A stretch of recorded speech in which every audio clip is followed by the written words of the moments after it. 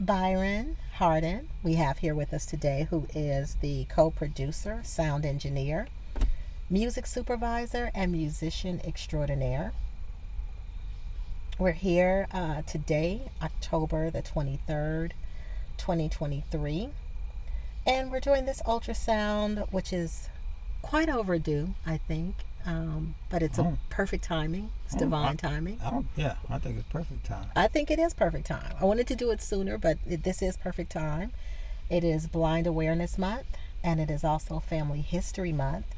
And this project that we are doing together is certainly the synthesis of both, would you say? I would say. So, without further ado, I think I'd like to just get into having a discussion to have you talk about the collaboration from your perspective, to talk about IC Music Foundation. Originally, I did discuss this collaboration and introduced it in the Corona Chronicles Double Exposure, the Corona Chronicles, the origin story piece back in the earlier in the year. And so now this is the opportunity to, hear from you directly. Well, I think this is one of those cases where if we're looking at integration, inclusion, that whole kind of thing, from the uniquely abled world to fully sighted, full able-bodied individuals, whatever the titles look like nowadays, I'm not really sure. But in any event, this is perfect marriage and inclusion of those worlds. It's not a colliding of those worlds. It's simply a whole new birth, a whole new iteration of some presentation.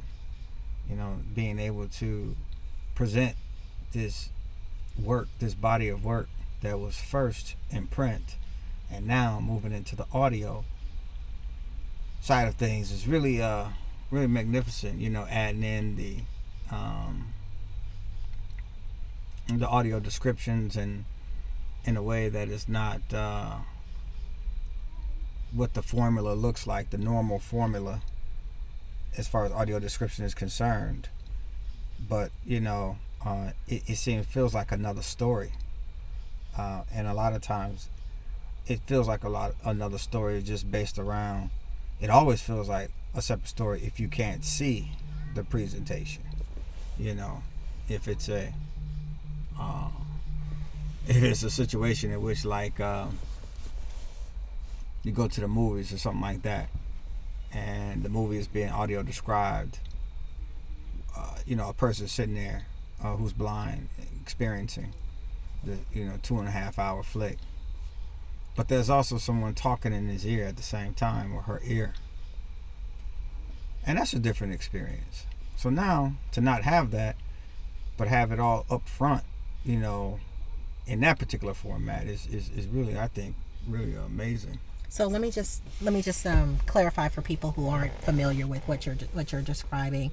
You're talking about the audio narrations, the scripts that I've been creating to accompany the audible version, which is the videos, right? Yeah. Where we're doing the universally designed videos, which is also something we talked about earlier in some of the previous ultrasounds, probably the the origin story. Well. So it's the description. Mm-hmm. That's accompanied by the black screen that precedes the actual visual video part.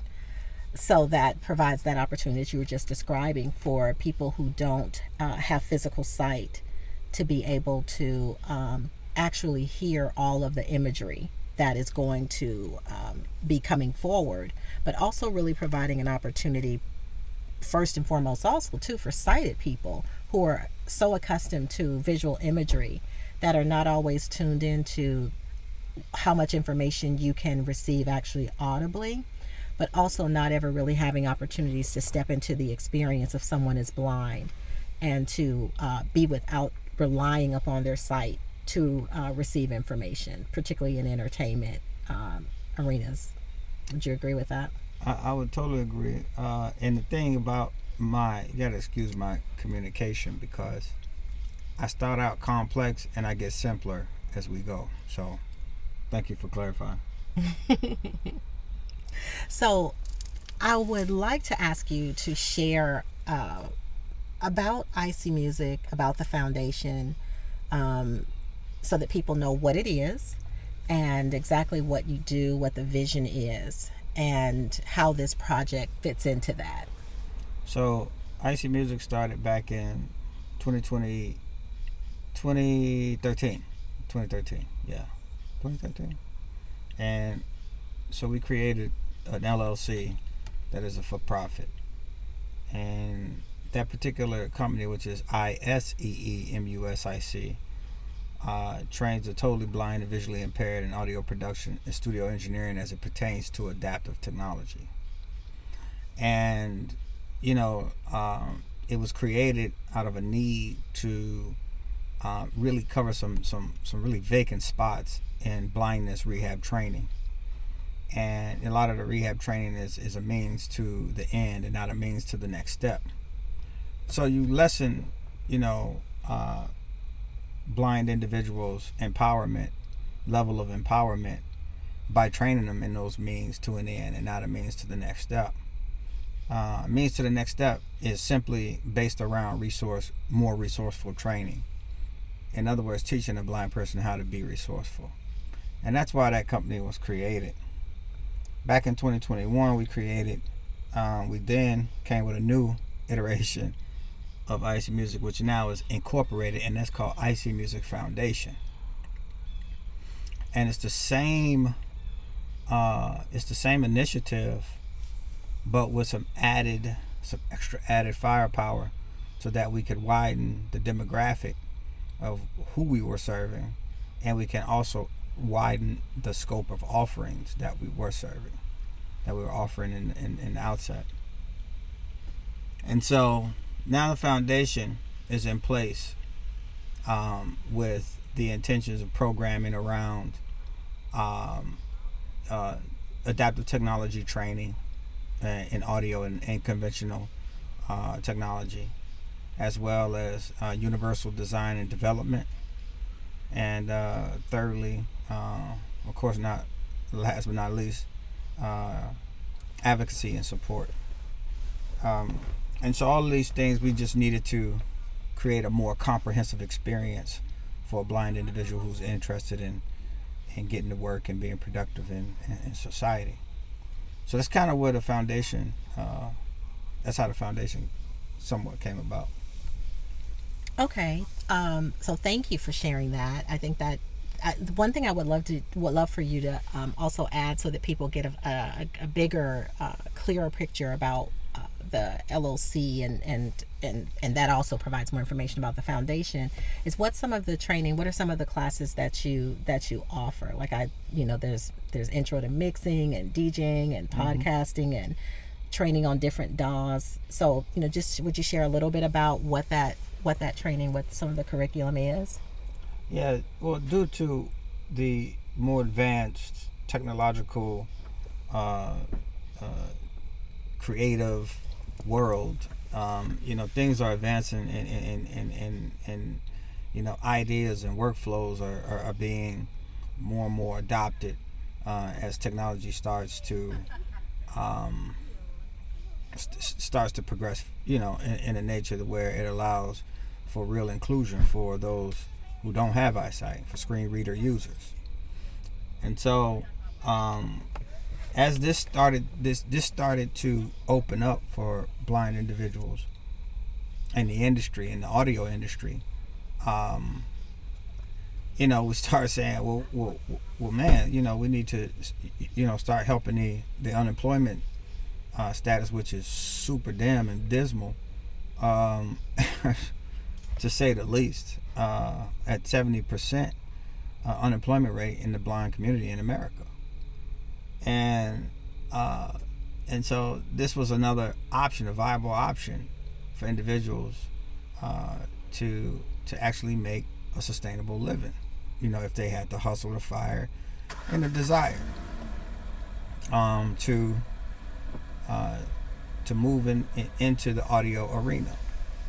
So we started training individuals all the way from ground zero learning the OS, which OS stands for operating system. You cannot use a phone nor a computer without an operating system. So to have a good understanding around that, which then melted into programs and application, familiarity, which obviously learning how to operate email and navigate the internet and things of that nature, and of course obviously audio software for editing and recording purposes. And so because this was an option, it seems to be a viable option, we said, well, we need to train individuals from ground zero, because all of the audio software has everything to do with the OS. If you don't know the internet, guess what? You can't get a customer base. You can't even download the software to even work. If you don't have an understanding around file management or folder management, guess what? You're not going to be organized, and you're definitely not going to be hyper successful if you don't understand organization. If you can't even find your client's profile, that may be laying in a folder somewhere. So we understood that. And so me being a totally blind engineer, producer, instrumentalist, I saw a lot of where the holes were. And so I just came with the concrete as the solution and started filling it in. And before putting the concrete over these holes, dug the hole a little bit deeper. That's the pain of learning. And so throwing dirt and gravel, crush and run down in those holes and really firming things up allowed us to be as successful as we are today. Thank you. I appreciate you sharing that, because I think that allows people to get a much more kind of under the hood look a little bit and understand just the nature of, one, what's happening in blind community, which a lot of sighted people have no idea about, and then to the areas of technology and how important technology is to blind community that utilizes it in a different way, and actually requires them to be more sophisticated actually than sighted people. Yeah. And that's something that I noticed, because most sighted people do not understand operating system or navigate through the operating system, and don't generally seem to have a need to, in order to be able to utilize other programs and things like that are running. Well, it's funny because, the computer is really a logical device. It's really a logical ideology, right? You press a button, something happens. Even if it doesn't look like it on the screen, something happened. Binary code is really all a computer is. It's just like life in itself. In this universe, in the cosmos, binary code is exactly what we are. That's how this whole simulation is put together. And so in knowing that, it makes sense to where you can start getting into comprehensively having people to understand framework. And what I mean by framework, I'm talking about just the basic workflow as it interacts with the technology, and the workflow itself, the idea of what order you're gonna put things in. That I'm telling you, that is a technology in itself. And so you start fitting these pieces together, and that's where our training kind of differs from a lot of blindness training, where we understand like everyone has a different flow. They got a different genre. They got different client bases and stuff like that, and different abilities and different unique abilities as well. Not just in their talent, but in their definitely in their blindness or cognitive or physical impairments that they have. And these things create a different world for a person, different experience. And so to take that into consideration, we had to be well versed. I mean, we got 10 trainers working for us right now, and all of which are totally blind, working on Windows, working on Macintosh, on the Apple OS, and then the multitude of DAWs and other peripheral softwares and emails and internet browsers and things of that nature. Being able to be flexible like that allows us to be able to custom make our training to a person's really specific to a person's case and needs. And that's what kind of starts setting us apart from a lot of blindness training. But yeah, the technology is really coming into a place with still a lot to be desired, but still coming into a place that things are starting to make sense, so that people can be creative and start to move the technology out the way. Thank you. I think that's also, further clarifying. I am also wanting to ask this very basic question of what attracted you to this particular project? What's that? The Corona project? Yes. When we were talking about it last year, about a year and a month, 2, 3, about a year and a half, I would say. That's about a year and a half. What you think? Yeah. We were talking about it about a year and a half ago, and you sent me a piece, and I read it, and the screen reader read it to me, and it sounded great. And if the screen reader can sound great reading it, I'm like, wow. You should start using your voice to do that, because the screen reader, I can't. I mean, thanks for the information, screen reader, but damn, I'd much rather hear Soleil's voice, and that's what made me, then take my personal desire to hear your voice and say, man, the rest of the world could really benefit from it, and that's really the win-win that we operate, that construct that we operate under. This is true, and I would say for me, and I'm repeating myself, from the origin story earlier, Ultrasound, about it. It's that it was illuminating for me, because when we were creating the project, the collaboration with the writing group that I was involved with in. It was just about, creating this book, to compile all of our pieces together, to have this memento and this keepsake, and possibly something that would be published to a larger audience, depending on how we felt and how the project turned out. And so it was really illuminating me, because I had not thought about being sighted. I wasn't thinking about, well, this isn't accessible, to people who don't have physical eyesight. So you bringing that to my attention and saying, okay, hey, what do you think about doing like an audible version, like an audio book? And, you volunteered your incredible services, your incredible talent to actually produce that and create the music and do the sound design. And just to have us, at that time read our pieces, it was an extraordinary opportunity, and it was even amazing to see it as an opportunity to, really place the book into the foundation, to become a fundraiser, for it, because I didn't write the book with the intention to personally, profit or make money, and that became that started to make a lot of sense as a lot of things unfolded.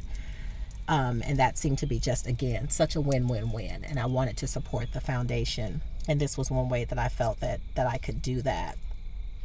And especially also, I give gratitude, to what you were doing. That really opened up new talents and new experience and new development, for me and for, at the time, the people that were also involved with the project.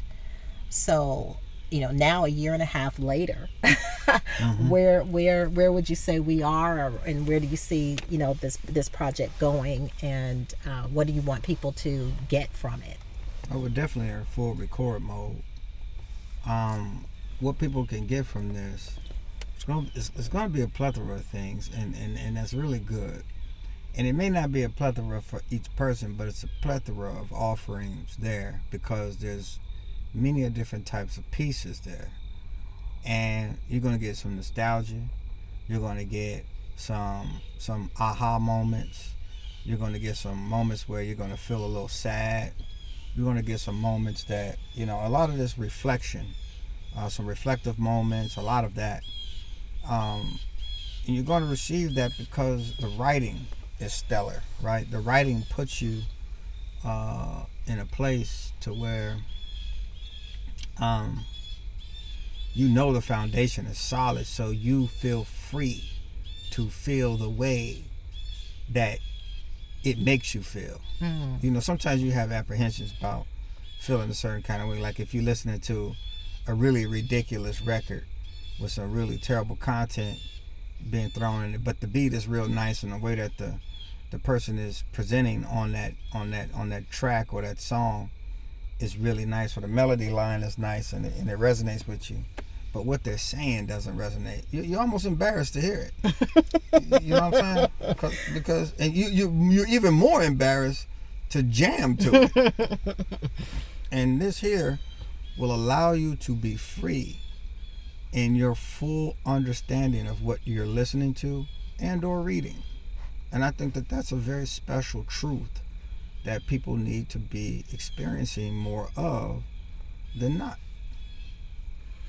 Yeah, I definitely relate to that, because it is a lot of that definitely embodies what a lot of the pieces are, and so it's nice that gets communicated to the readers, you know, that provide that same opportunity, and also to encourage people to be writing, you know, their own stories. That's one of the things that I really would love to see, which is why, again, you know, the pieces are in various stages of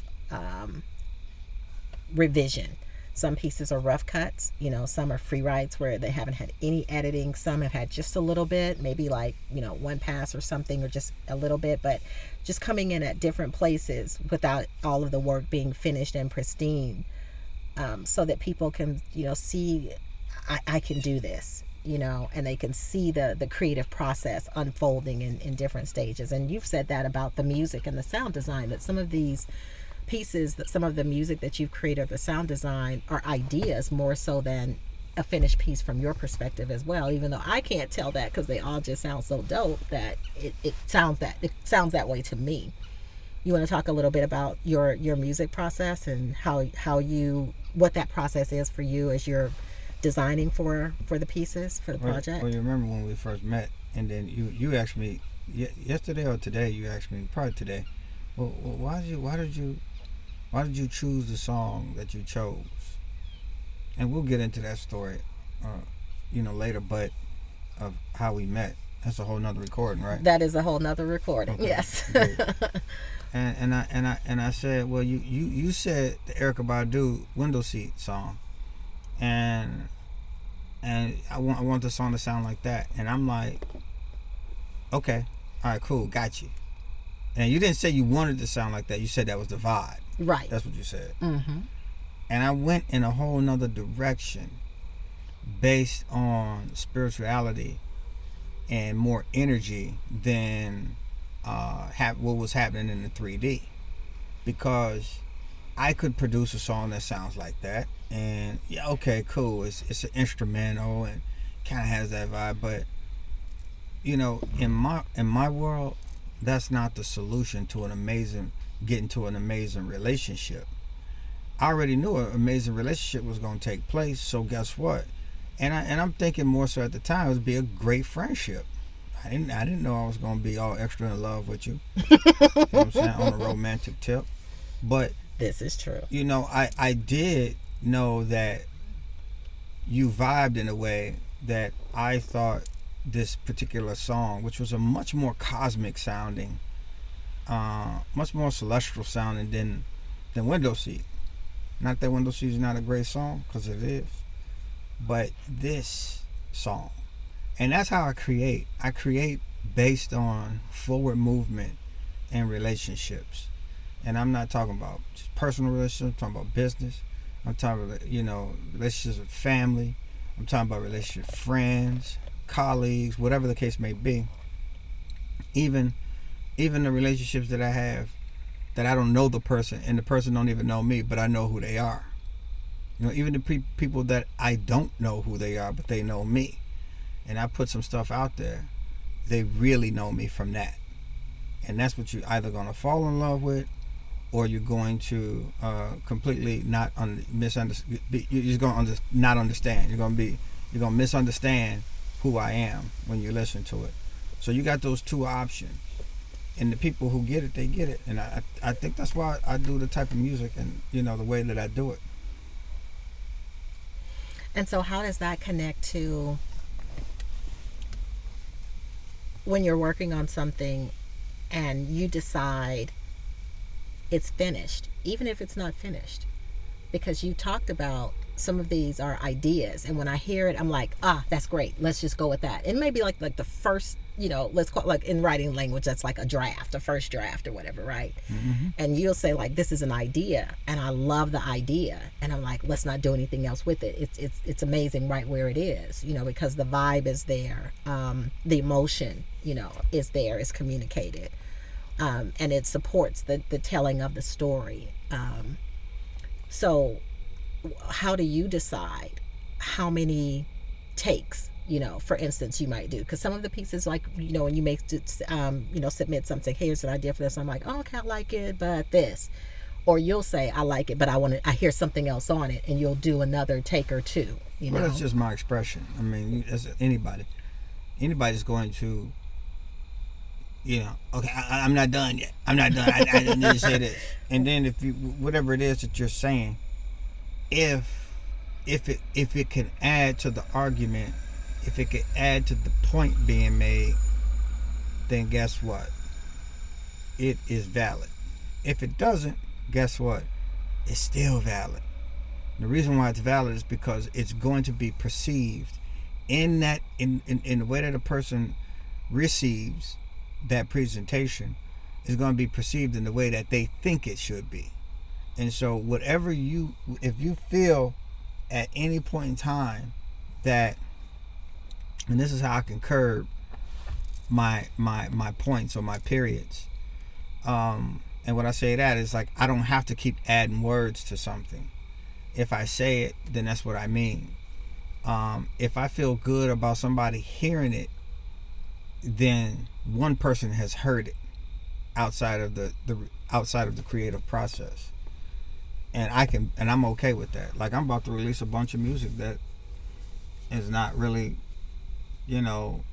mixed to the T of what I would think it would be great.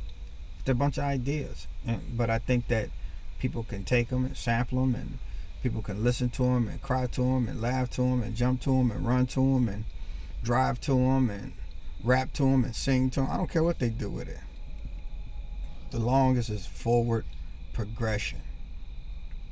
That's really what all I care about. So to be able to know when done is done, or when not is not, when done is not, then that's also a maturity that comes into, I don't have to say a whole bunch more stuff. I think what I said here was pretty potent in the drums and the bass, or just in the guitar. And then I go into strip down mode. Well, maybe this flute in here is saying it's a little bit too distracting. Take that out. Why am I doing this? This don't feel right. The groove don't feel right. I'm starting to really pay attention to more groove and things that's not being played than the things that I am playing. That's dope. And I love that. And I love being now present, physically as well for that process and for that experience, whereas before it was across 1,000 plus miles, so that's really dope now to actually be a part of it at the inception and actually physically there to see it, hear it, experience it as things are actually being born, in the birthing room, so to speak.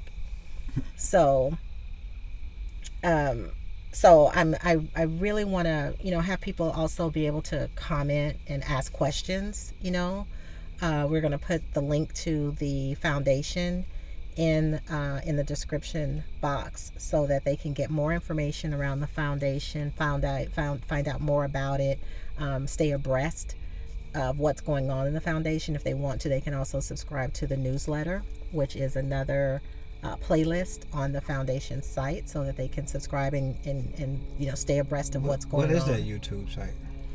It is IC Music Foundation. And if you're here listening to the double exposures, you're already there.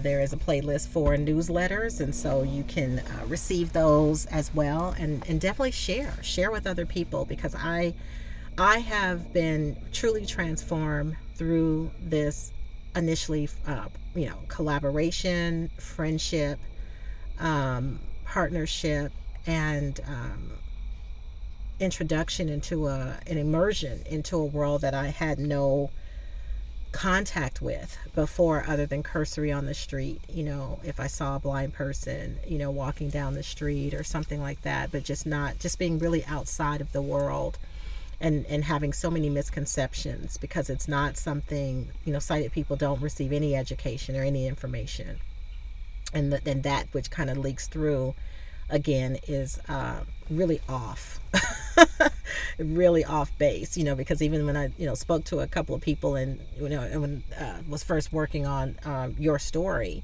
and mentioned it to a couple of people, the first thing is like, oh, like Ray Charles, or oh, like Stevie Wonder, and so that's people's relationship information around blind people who are involved in music, and that's a shame, because it's almost like, oh, well, I know all there is to know.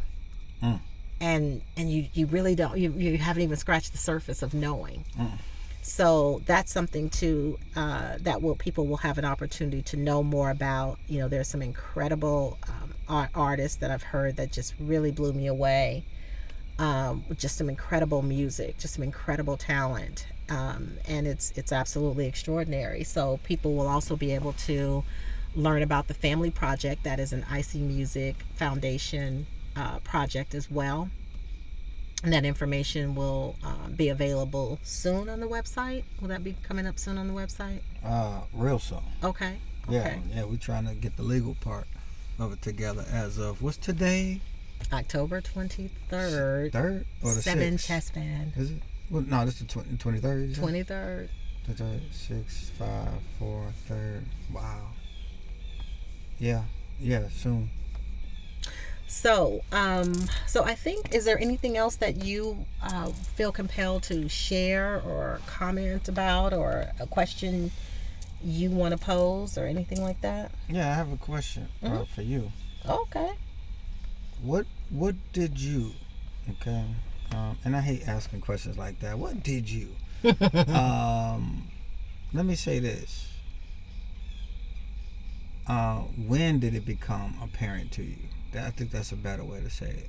When did it become apparent to you that folks needed to be writing their own stories?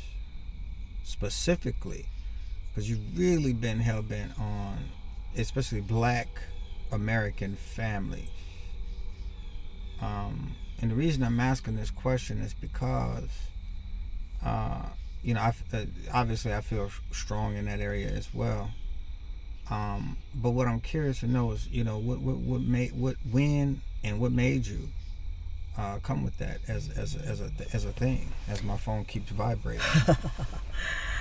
That's a very interesting question, and I'm glad you asked it that way, because it's been in development over the last year, I would say. I don't know that I have it, that I could point to right now a date and say this is the day. But I think when I started to think about it, like when I started working on my memoir was 2018 when this project started. And, I originally didn't even want to take that class, the memoir writing class. I didn't want to talk about my personal story. I just wanted to develop my skill as a poet and continue to write poetry, my thoughts, my feelings, my perspectives on things, but not tell my personal history. That wasn't of interest to me. But because that class started on my grandmother's, on the anniversary of her passing, otherwise as her heavenly birthday, I knew I knew that spoke to me very, very deeply, and that I just needed to move forward and get going. So through that process, I still wasn't thinking, well, I really think Black American families should be all telling their stories. That came because the creator was really speaking to me about my own, like, restarting my family reunions, because we had a lapse in our last reunion, and so into that process, and then we had a family souvenir book from like 89 or something like that had a lot of really great information that I kept referencing when I was working in the memoir writing class. When certain things would come up, like, oh, what was that? What was that about? So through that process of doing the reunion and everything, it started to be really compelling, and say, okay, well, I want to update, this souvenir book, but I want to do it differently. And it was the marriage of the writing class, the things I was learning in the writing class. And since that was connected to my family history, since things were happening in the writing class, in the writing group, on ancestors' birthdays, right? Connected to my history in that way, it just sort of all started to become those spiritual breadcrumbs. And I started to recognize that it was bigger than me, that it included Black families in general. And especially, I think also what really even kicked it into view and confirmed it for me and made me feel more strongly about it was when the book banning started again. And I said, listen, we can write more than they can ban. With all of our stories, with all of our experiences, we put all, because the big theme has been connect the dots to illuminate the blind spots. And because we don't oftentimes write our stories and record our stories as a family, or whoever the griot in the family is, then there's so many pieces of the pieces of the picture or the puzzle of this experience that we've had in America that's missing. And I think that will really fill it in.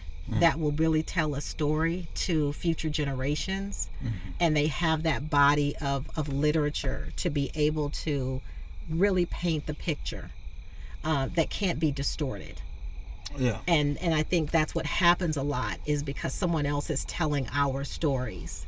And I don't think you can accurately do that because you haven't lived the experience through these senses, through this body, through these eyes, through this nose, through this, through these taste buds, through this skin, through the sounds that we hear, all of that. And so what you notice, what you pay attention to, is your unique perspective. Because a lot of people sometimes don't know what to write about.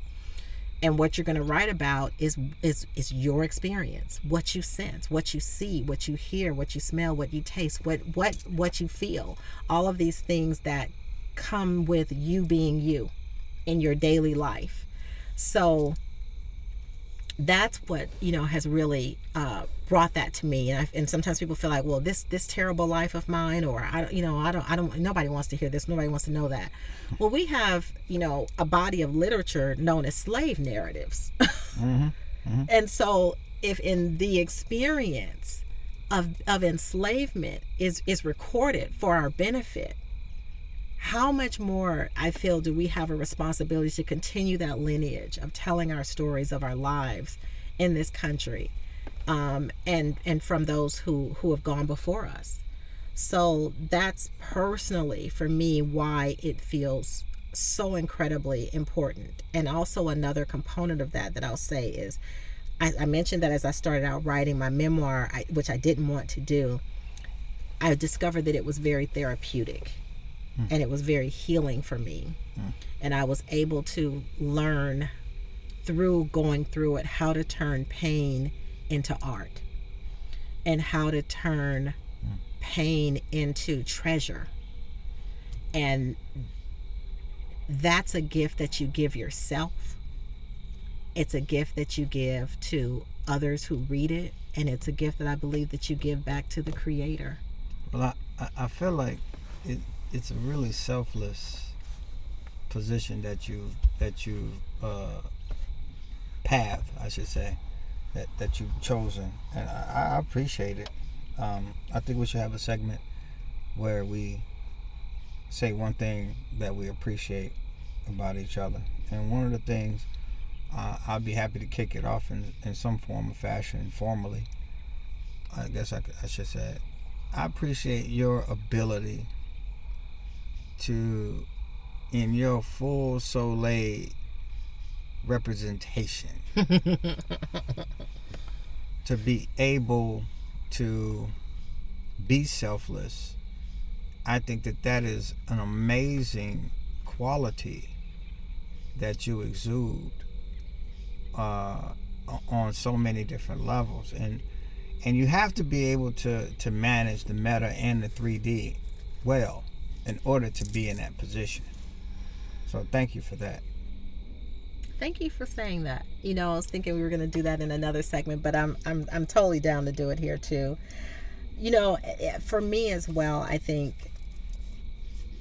there are a couple of things there are lots of things I appreciate about you, but I want to also pivot and say too, the sacrifice and your commitment to the higher, to the divine path, because many of you may not know, but Byron also, in his most recent iteration, was the bass player for Blah Blah Blah. You also play drums for Blah Blah Blah? Only on a couple of songs. Only on a couple of songs. And, it's funny because the drummer's a bass player and I'm playing bass and I'm a drummer. Right. And so, he's been in bands, and he's mixed for some, people that you've heard on the radio. And, and so that pathway was, fully available. And, through some own, soul searching and value searching, Byron opted out of some, lucrative offers. And I respect that greatly, because a lot of people don't, and you opted that you were not going to sell what was a treasure to you for material treasure. Yeah.